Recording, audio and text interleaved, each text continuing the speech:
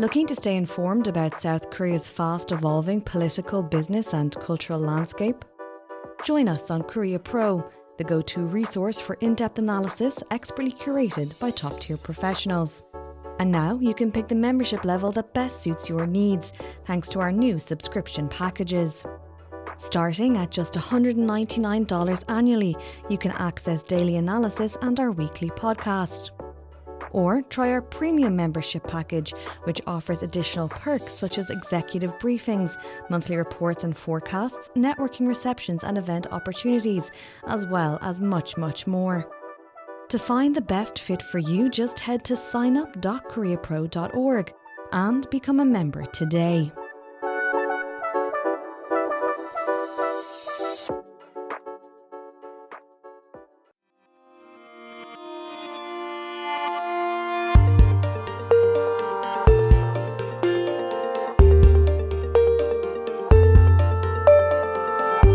Hello listeners and welcome to the NK News Podcast. I'm your host, Jacco Zwetsloot, and today it is Tuesday, the 5th of August, 2025, and I'm joined here in the studio by Anton Sokolin. Anton, welcome back. Hey Jacco, how are you?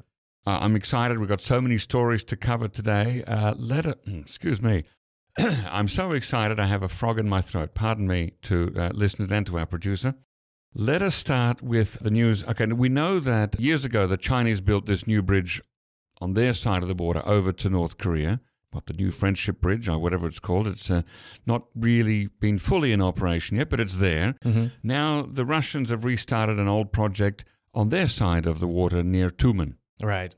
So there's actually a couple of updates on that front. As you mentioned, there's two major bridges connecting North Korea to China, for example. So one in the west, that would be the new Yellow Bridge that's been constructed but hasn't been open yet. That's the one. And the other one would be the Tumen Bridge.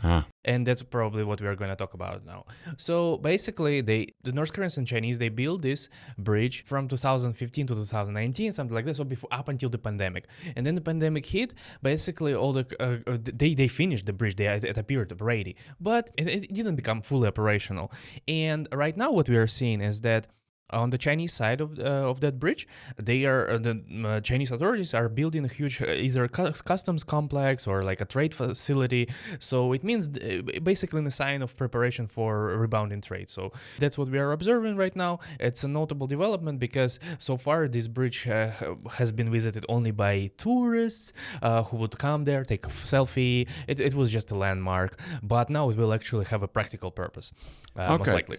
You'll have to confuse one area of confusion for me. So this is a Chinese bridge, or is it a Russian bridge? Oh, we are talking about the Chinese one, and then I'm going to skip over to the Russian one. Okay, that's why I was confused. All right, so there are two, yeah. Yeah, because so we are starting with the Tumen River, but because it's all in the same area, it's all along the same Tumen River, right? So now we're going down south a little bit. Okay, how far? About 200 kilometers. So it's a fair drive. It's a fair drive. It's not that far. Of course, if you draw the straight line, it would be a little bit shorter, but because the river curves, of course. Right. So we go down 200 kilometers, and we find another bridge, right? So it's a Russian railway bridge, and right next to it, the Russians and the North Koreans are trying to build a car bridge, so a vehicle motorway bridge. Okay. And so the bridge came as a result of a meeting between Kim Jong-un and Putin last year. They agreed to construct it, and it's been in the works. Well, not in the works. They've been discussing the construction for very long, since probably the 90s, maybe even before that. Because turns out that Russia has so many, it shares its borders with so many countries, right? Yes. But North Korea is the only country with which it doesn't have a motorway bridge. So, apparently to boost trade or whatever connectivity there is, they decided to do it. And what we're seeing right now is that both sides have entered some serious preparation stage because, for example, we can see that the North Koreans are already building a large customs complex on their side of the river. There is already photos posted by Chinese tourists suggest that there is already walls in place. There is already like the first floor probably laid, at least the foundations and stuff. So it's ongoing. And the Russian side, they are also planning to build a large customs complex. It's going to cost around $40 million. And the bridge itself is going to cost about $110 million. And how long will it take? So they want to finish it before 2026. Oh, that's really quick. Before the end of 2026, sorry. Oh, before the end of next year. December 2026 at the latest. Didn't we a few months ago talk about the suicide of a Russian official who was involved in this project? Or am I getting that mistake? Yes. So, of course, the Russian transport minister, Starovoyt. So, yes, indeed, he either committed suicide or they made him disappear. I don't know what exactly happened. But the fact remains that the person killed himself and he was overseeing this construction. He was overseeing Yeah, because it was under his purview, right? He was the transportation minister. And right now, there is a new minister. But nevertheless, we are seeing some signs that at least the Russians are pushing forward with the actual construction of the bridge, not the facilities adjacent to it, but the actual bridge, because we've observed dredger or some workboat consistently stationed in the area where the bridge is supposed to be located, and now some sort of platform appeared near there. So my guess would be that it's either made of sand or silt dredged up from the bottom of the riverbed, and usually when they want to put a column there, they kind of wall off the certain platform, dredge up whatever silt sand there is, fill it up, create a solid foundation for it in the water, and then put a concrete column in between, in the middle. And usually it's done by this drilling barge. So since we have observed the signs of this kind of work going on, and since this platform appeared, we can say that probably Russia has made an actual first tangible step towards building the actual bridge. Over there. Let's see if it finishes, then if it opens. All right, okay, so our next story, Anton, boat tourism. Right, so it's about the same river, essentially, right? The Tumen River, yeah. So, we know that there is a bridge, right? So there is a rail bridge connecting Russia and North Korea. There is also a bridge connecting, of course, North Korea and China up the river. And, at this point, the three countries, at least China and Russia, are discussing this plan to launch boat tours along the river for Russian tourists, for Chinese tourists, whatever tourists. And it's all supposed to happen under the banner of red tourism. I didn't know about it, but maybe our listeners do. In China, it's a huge thing. Apparently, red tourism, it means visiting sort of sites of historical importance for the party, or for Communist Party, the military, or some, ancestral places of worship, basically. Veterans, etc. So maybe visiting some memorials of fallen soldiers who lost their lives in certain battles against, bourgeoisie or whatever forces there were, Japanese maybe.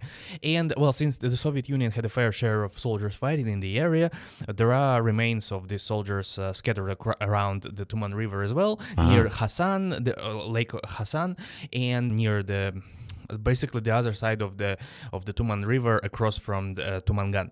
And now they're planning to launch these tours to visit these places by boats, and you're supposed to take a boat in China, go down the river, and they envision it as that you can hop off in North Korea and China and Russia, visit all three countries, and eventually somehow also that is a very ambitious part of the plan, but still they want to take these boats all the way to Vladivostok. So you enter the actual Sea of Japan or East Sea, and you go to Vladivostok. Well, of course, we can see the number of problem arises. Well, the picture in the article shows that, it's a long boat journey of several hundred kilometers. So this is not like the kind of, we're used to seeing over the last 25 years, short distance Chinese boat tourism, mainly on the Yalu River, where people would hop on a boat in Dandong and come close to Siniju and sort of look over into North Korea. That's sort of very short, half an hour, 1 hour, maybe 2 hour boat tours. But this is really trying to get all the way out there to Vladivostok and then into the Sea of Japan, East Sea perhaps. So it's a lot more ambitious, and it involves trilateral cooperation, because the Chinese and the Russians, they can talk about doing it by themselves, but at the end they're going to have to get DPRK cooperation to make it work, right? Exactly. And China has been operating smaller boats, smaller tour boats around the area. Usually it's just a really tiny boat with maybe the capacity of 10 people, and they would just go around the area. But because the border area is it's so tiny, it's a tiny spot, the issues of border delineation and how you control the traffic and how do you actually make this whole thing happen, these kind of issues arise. And naturally, of course, if you want to launch such boats all the way to the Sea of Japan, it's an open sea, right? Yes. So you need to have actually seaworthy boats. And that raises another question. how tall these boats are going to be, because the bridge, there is one bridge already there, right? Yep. The rail bridge. Yep. And then there is also the future car bridge. And they aren't that, actually, they don't have that such high clearance there. Now, in Holland, they have a lot of bridges that open for tall ships. I don't know how they're going to build this one here across the... That one is not supposed to be that kind of bridge. And, well, even if, then it means you need to reconstruct the other existing the rail bridge. yeah. So it adds only more complexity to the task. So, And- well, we'll see how it pans out. And bigger boats, generally, they sit lower in the water, which could mean a lot of dredging. And the story that you've written there mentions 200 kilometers of dredging in that river, which will need, again, a lot of trilateral cooperation. And not a lot only of work. dredging, also you need to reinforce the embankment. Because if you even dredge it, the river is filled with sand. So it means that if you dredge it, sand will appear there again, and it will only complicate things further. So you need to also reinforce the shores, right? And if you don't do that, it's a futile attempt. And I've just thought of something different there that, correct me if I'm wrong, but the Tumen River freezes in winter, right? Some parts, right? Yeah. And so some people, some North Koreans, cross the border at those frozen points during the winter. If that river becomes dredged and the banks are shored up, that might change how it freezes, whether it freezes, how deeply it freezes, and whether people can cross the border in the winter. Well, that's a good question. I think the security that they have in place there is pretty strong, actually. So to reach the actual river, it's not that easy, right? I see. There's fences and everything, so guard posts are stations there. So it's not very simple. I don't know how it works right now, but maybe back in the 90s, like when we heard those famous stories, how people actually crossed the river, right?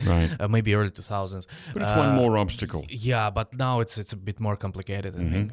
Okay. So Russian airline is flying direct routes from Moscow to Pyongyang. First time in a long time? Right. That's an interesting development because it's been decades since they operated such a direct flight from one capital to another.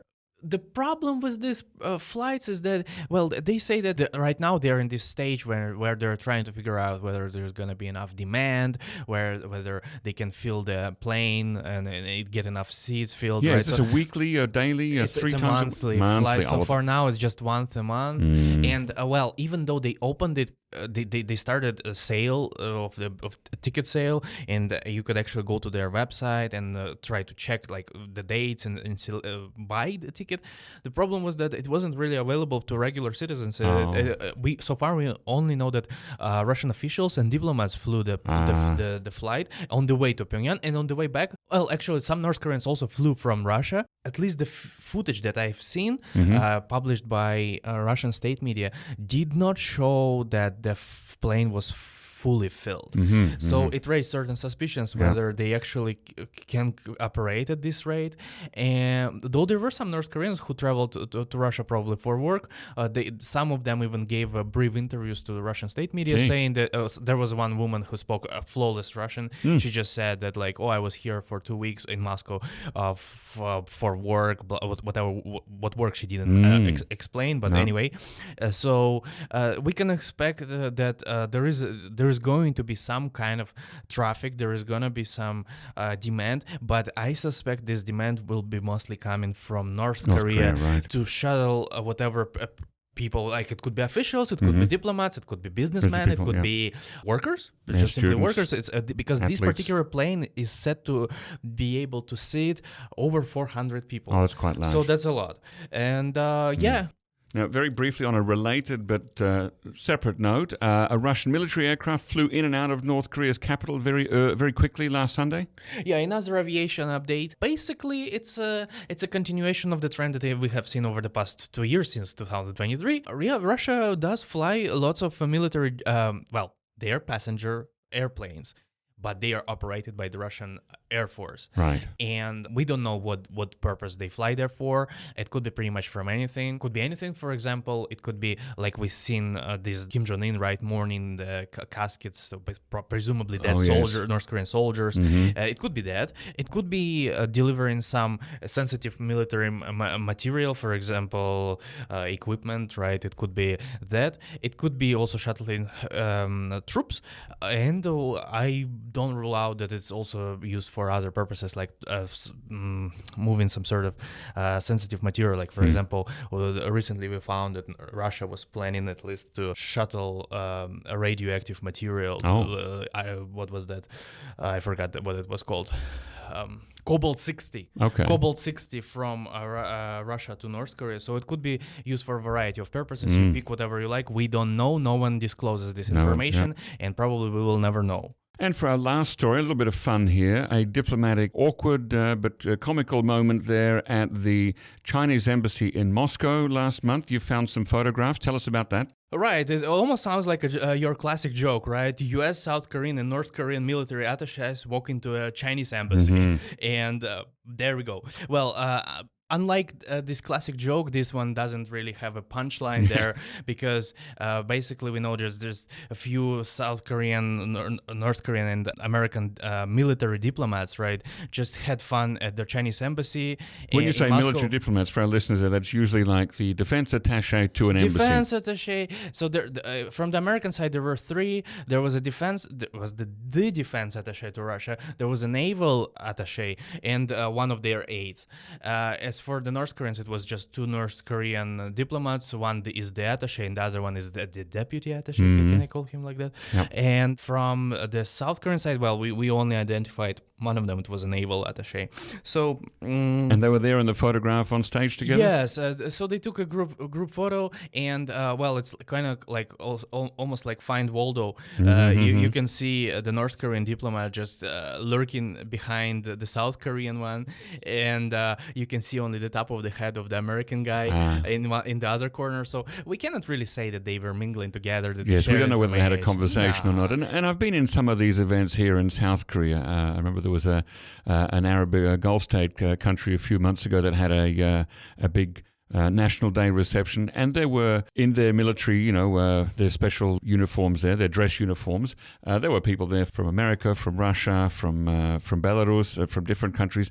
Some of them went to the stage for the photograph together. Some of them conspicuously did not. So it doesn't mean that they're all standing around talking to each other. For sure, and they were kind of scattered around the stage, so it didn't really mean that they had any meaningful conversation there. Of course, we can't rule out like exchange of some politeness, like some I don't know, like, excuse me, sorry, can I pass or something like that. We can't rule it out, but it's not a forum for any negotiation or back channeling. No. And well, it was an event at the Chinese embassy, right? So they were China was celebrating the 98th anniversary of the founding of its armed forces, the Liberation Army, and at the same time they also had a mini gallery there dedicated to the 80th anniversary of China's resistance to the Japanese occupiers. So because China and Russia, they both celebrate their participation in World War II.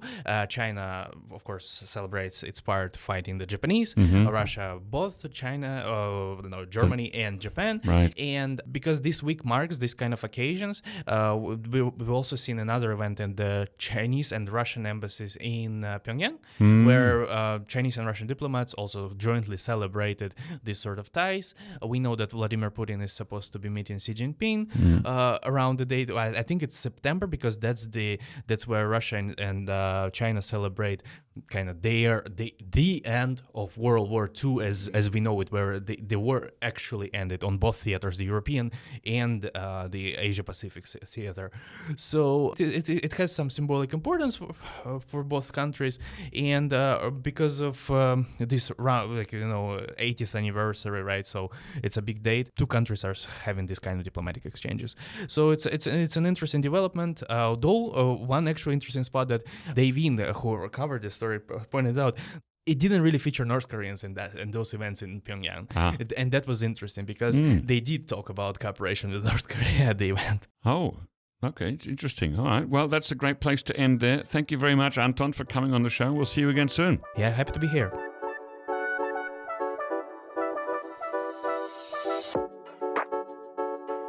Bestsellers unveiled at NK News Shop. Step out in style with our top-selling apparel from the NK News Shop. Fly high with the Air Cordial T-shirt, celebrating DPRK's golden era of aviation in vintage airline chic. Explore the stars with our Nada hoodie, inspired by North Korea's answer to NASA. Or toast to tradition with our Taedonggang beer T-shirt, capturing the essence of North Korea's renowned brew. Each design is a conversation starter. Find yours at shop.nknews.org. Again, that's shop.nknews.org.